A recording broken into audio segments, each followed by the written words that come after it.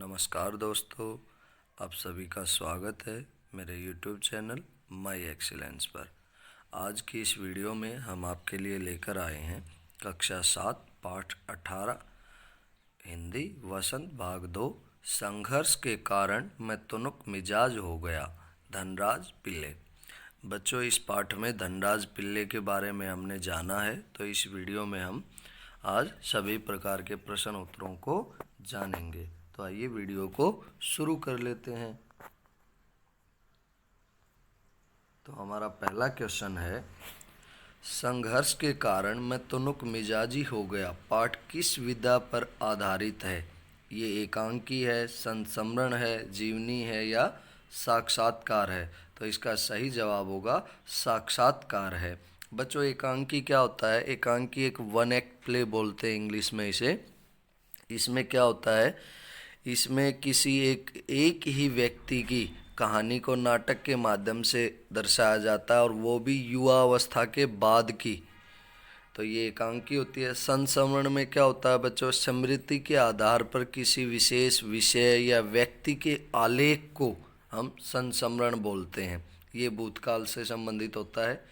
जीवनी किसी के जीवन के बारे में लिखी जाती है, और साक्षात्कार जिसे हम इंटरव्यू बोलते हैं, उससे तरह तरह के सवाल जवाब किए जाते हैं। तो ये पाठ भी हमारा क्या है, कि साक्षात्कार ही है, क्योंकि इसमें धनराज पिल्ले का इंटरव्यू हो रहा है, उससे तरह तरह के सवाल जवाब किए जा रहे हैं। तो आगे बढ़ते हैं नेक्स्ट क्वेश्चन में। धनराज का बचपन कहाँ बीता? अमृतसर में, मुंबई में, खिड़की नामक गांव में या दिल्ली में? तो सही जवाब होगा खिड़की नामक गांव में। धनराज ने किस उम्र में जूनियर राष्ट्रीय हॉकी खेली भाई? 14 साल, 15 साल, 16 साल या 17 साल? तो इसका सही जवाब होगा 16 साल की उम्र में उन्होंने जूनियर राष्ट्रीय हॉकी खेली थी। फिर है, बैचलर ऑफ हॉकी कहने का अभिप्राय क्या है? हॉकी में ग्रेजुएट होना, वरिष्ठ खिलाड़ी होना, या हॉकी खेल में पारंगत, या हॉकी खेल सिखाने वाला? तो इसका सही जवाब होगा हॉकी खेल में पारंगत होना। आगे क्वेश्चन है, धनराज कहीं आने जाने के लिए किस वाहन का प्रयोग करते थे भाई? बस में जाते थे, मोटरसाइकिल से, कार से, या लोकल ट्रेन से? वो एक गरीब परिवार से संबंधित थे, तो इसलिए वो आने जाने में केवल लोकल ट्रेन का ही प्रयोग करते थे। फिर आगे है, धनराज को जूनियर राष्ट्रीय हॉकी खेलों के लिए कब चयनित किया गया भाई? 1985 में। इसका सही जवाब होगा 1985 में।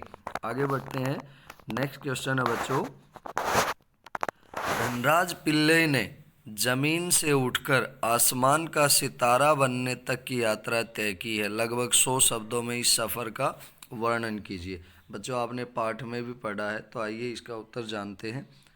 धनराज पिल्ले का बचपन काफ़ी आर्थिक संकटों के बीच गुजरा है। उन्होंने गरीबी को काफ़ी करीब से देखा है। धनराज पिल्ले ने ज़मीन से उठकर आसमान का सितारा बनने तक का सफ़र तय किया है। उनके पास अपने लिए एक हॉकी स्टिक तक खरीदने के पैसे नहीं थे। तो बच्चों देखो, वो इतने गरीब थे, एक हॉकी स्टिक तक नहीं खरीद सकते थे। शुरुआत में मित्रों से उधार लेकर और बाद में अपने बड़े भाई की पुरानी स्टिक से उन्होंने काम चलाया, लेकिन आखिरकार उनकी मेहनत रंग लाई। अंत में मात्र 16 साल की उम्र में उन्हें मणिपुर में 1985 में जूनियर राष्ट्रीय हॉकी खेलने का मौका मिला भाई। इसके बाद इन्हें सन 1986 में सीनियर टीम में स्थान मिला। उस वर्ष अपने बड़े भाई के साथ मिलकर उन्होंने मुंबई लीग में अपने बेहतरीन खेल से खूब धूम मचाई। अंततः 1989 में उन्हें ऑलविन एशिया कप कैंप के लिए चुना गया। उसके बाद वे लगातार सफलता की सीढ़ियों पर चढ़ते रहे, और उन्होंने फिर कभी पीछे मुड़कर नहीं देखा। तो आइए नेक्स्ट क्वेश्चन देखते हैं। ये था उनका सफ़र। मेरी माँ ने मुझे अपनी प्रसिद्धि को विनम्रता से संभालने की सीख दी है। धनराज पिल्ले की इस बात का क्या अर्थ है भाई? धनराज पिल्ले का यह कहना, मेरी माँ ने मुझे अपनी प्रसिद्धि को विनम्रता से संभालने की सीख दी है, इसका तात्पर्य है कि मनुष्य चाहे कितनी भी सफलता की सीढ़ियाँ चढ़ जाए, उसे कभी घमंड नहीं करना चाहिए, और न ही किसी को अपने से छोटा समझना चाहिए। माँ की इसी सीख को उन्होंने जीवन में अपनाया था भाई। वो कभी भी घमंड नहीं करते थे, नहीं किसी को अपने से छोटा समझते थे। तो आइए नेक्स्ट क्वेश्चन देख लेते हैं।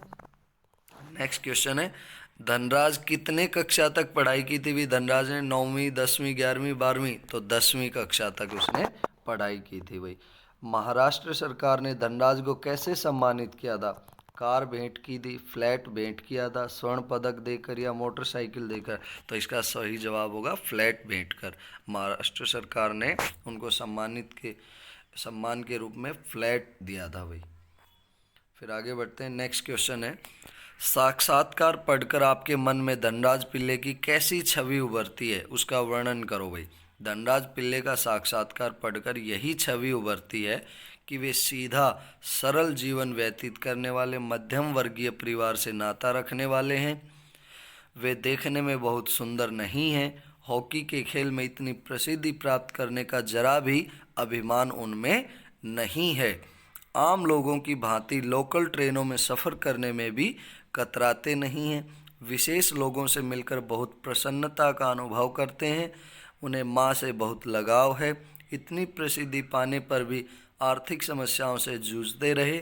उन्हें हॉकी खेल से बहुत लगाव है। लोग भले ही उनको तुनुक मिजाज समझें, लेकिन वे बहुत सरल हृदय के मनुष्य हैं। तो देखिए, इतने सारे संघर्ष करने के बाद भी उनका जो जीवन है वो बिल्कुल सीधा साधा सरल जीवन है। वो उनको किसी भी बात का अभिमान नहीं है। वो एक प्रसिद्ध खिलाड़ी होने के बावजूद एक लोकल ट्रेन में आम लोगों के साथ सफ़र करना पसंद करते थे। तो वो इतने साधारण व्यक्ति थे भाई। तो आगे पढ़ते हैं। नेक्स्ट क्वेश्चन है, ध्यानचंद को हॉकी का जादूगर कहा जाता है। क्यों कहा जाता है भाई? इस बात का पता लगाइए। ध्यानचंद को हॉकी का जादूगर कहा जाता है क्योंकि जैसे जादूगर अपने दांव पेंचों से हमारी ही आंखों के सामने न जाने क्या क्या करतब कर दिखाता है और हम दांतों तले उंगली दबा लेते हैं, ठीक वैसे ही मेजर ध्यानचंद भी हॉकी खेलने में माहिर थे। कोई भी ऐसा दांव पेंच नहीं था जो उन्हें न आता हो। कोई भी हॉकी में उन्हें मात नहीं दे सकता था, अर्थात हरा नहीं सकता था। बच्चों, ऐसा माना जाता था कि जब गेंद मेजर ध्यानचंद की हॉकी स्टिक के नीचे आ जाती थी तो वो निश्चित रूप से गोल में ही पहुंचती थी, और जो विरोधी टीम के खिलाड़ी होते थे वो बार बार उनकी हॉकी स्टिक को बदलवाते रहते थे।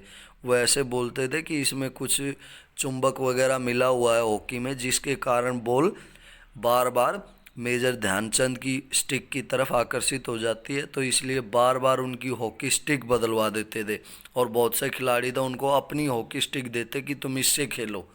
तो लेकिन वो इतने माहिर थे कि कोई भी हॉकी स्टिक मिलती तो वो उससे गोल दाग देते थे भाई। तो इसीलिए मेजर ध्यानचंद को हॉकी का जादूगर कहा जाता है। लगातार 2 बार ओलंपिक जितवाया था उन्होंने हॉकी में इंडिया को। नेक्स्ट आगे पढ़ते हैं। किन विशेषताओं के कारण हॉकी भारत का राष्ट्रीय खेल कहा जाता है? हॉकी का खेल काफ़ी पहले ज़माने से भारत में खेला जाता रहा है। इसे राजा महाराजाओं से लेकर ग्रामीण क्षेत्रों के लोग भी बड़े चाव से खेला करते थे भाई। आज भी इस खेल के प्रति रुचि देश एवं विदेशों में बना हुआ है। इस खेल को खेलने में अधिक पैसों की ज़रूरत नहीं पड़ती। जैसे क्रिकेट है, काफ़ी महंगा खेल है, उसके लिए हमें पूरी किट करीब 10 से 20 हज़ार रुपये खर्च करने पड़ते हैं। लेकिन और फिर अलग से कोच रखना पड़ता है, उसको पैसे देने पड़ते हैं, सारी चीज़ें रखनी पड़ती हैं। लेकिन हॉकी इतना महंगा खेल नहीं है। उसमें एक हॉकी स्टिक खरीदनी होती है जो 1000, 2000, 3000 रुपये में 5000 तक आ ही जाती है। आगे है, पुराने ज़माने के लोग पेड़ों की टहनियों से इस खेल को खेला करते थे। यह खेल वर्षों से लगातार आगे ही बढ़ता जा रहा है। आपने गांव में देखा होगा बच्चों को भी लकड़ी से खेलते हुए। ऐसे ही यह सीमित संसाधन में खेला जाने वाला खेल है, इसलिए इसे भारत का राष्ट्रीय खेल माना जाता है भाई। तो ये हॉकी की विशेषताएं हैं। नेक्स्ट आगे बढ़ते हैं। नीचे कुछ शब्द लिखें जिसमें अलग अलग प्रत्ययों के कारण बारीक अंतर है भाई। इस अंतर को समझाने के लिए इन शब्दों का वाक्य में प्रयोग करना। जैसे ये शब्द हैं प्रेरणा, संभव, उत्साह, प्रेरक, संभावित, उत्साहित। प्रेरणा, प्रेरक, प्रेरित, संभव, संभावित, संभवतः, उत्साह, उत्साहित, उत्साहवर्धक। तो ये देखिए, प्रेरणा से हमें महापुरुषों के विचारों से प्रेरणा लेनी चाहिए। फिर प्रेरक है, जैसे महापुरुषों का जीवन सदैव जन जन के प्रेरक रहे हैं। प्रेरित, गुरुजी ने हमें उच्च शिक्षा के लिए प्रेरित किया है। इस तरह से आप अंतर इनमें दिखाएंगे। ऐसे ही संभव और उत्साह के लिए, जैसे उत्साह वाले हैं, खेल के मैदान में खिलाड़ियों का उत्साह देखते बनता था। इस त्यौहार को लेकर मेरे मन में बड़ा उत्साह है। मैं इस यात्रा को लेकर काफ़ी उत्साहित हूँ। खेल के मैदान में प्रधानमंत्री का संदेश खिलाड़ियों के लिए उत्साहवर्धक था। तो इस तरह से आप वाक्य बनाएंगे। फिर आगे बढ़ते हैं नेक्स्ट क्वेश्चन में। तुनुक मिजाज शब्द, तुनुक और मिजाज दो शब्दों के मिलने से बना भाई। ऐसे ही सनिक, तनिक और तुनुक एक ही शब्द के भिन्न रूप हैं। इस प्रकार का रूपांतर दूसरे शब्दों में भी होता है, जैसे बादल, बादर, बदरा, बदरिया, मयूर, मयूरा, मोर, दर्पण, दर्पण, दर्पण। शब्दकोश की सहायता लेकर एक ही शब्द के दो या दो से अधिक रूपों को खोजिए। कम से कम 4 शब्द और उनके अन्य रूप लिखिए भाई।